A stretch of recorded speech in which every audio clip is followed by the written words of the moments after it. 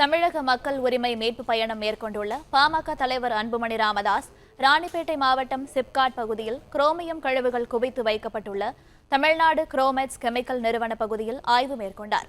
இது தொடர்பான கூடுதல் தகவல்களை தருகிறார் எமது செய்தியாளர் சுதாகர். சுதாகர், வணக்கம். இது குறித்த விவரங்கள் என்ன? வணக்கம் மேடம். பாட்டாளி மக்கள் கட்சியின் தலைவர் டாக்டர் அன்புமணி ராமதாஸ் தமிழகம் முழுவதும் உரிமை மீட்க, தலைமுறை காக்க உரிமை மீட்பு பயணம் மேற்கொண்டு வருகிறார். இதன் ஒரு பகுதியாக ராணிப்பேட்டை மாவட்டம் சோளிங்கர் மற்றும் வாலாஜாப்பேட்டையில் நேற்று நடைப்பயணம் மேற்கொண்டு மக்களை சந்தித்தார். இரண்டாம் நாளாக இன்று ராணிப்பேட்டை சிப்காட் பகுதியில் உள்ள 30 ஆண்டுகளுக்கு மேலாக குவிந்துள்ள குரோமியம் கழிவுகளை பார்வையிட வருகை தந்தார். தகவல்களுக்கு நன்றி சுதாகர். பிளே ஸ்டோர் மற்றும் ஆப் ஸ்டோரில் இருந்து பாலிமர் செயலியை QR கோடு மூலம் பதிவிறக்கம் செய்யுங்கள். செய்திகளை உடனுக்குடன் பெறுங்கள்.